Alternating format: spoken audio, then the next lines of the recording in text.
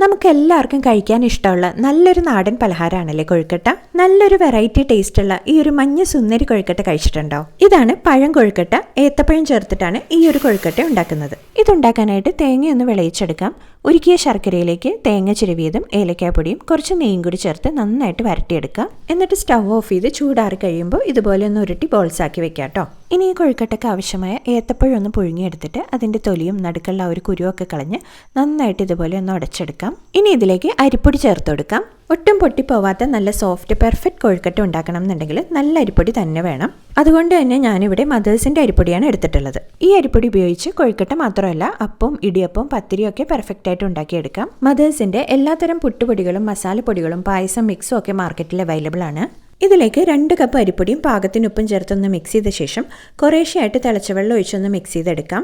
കൈകൊണ്ട് കുഴയ്ക്കാൻ പാകത്തിന് ചൂടാറുന്നത് വരെ ഒന്ന് അടച്ചു വെക്കുക.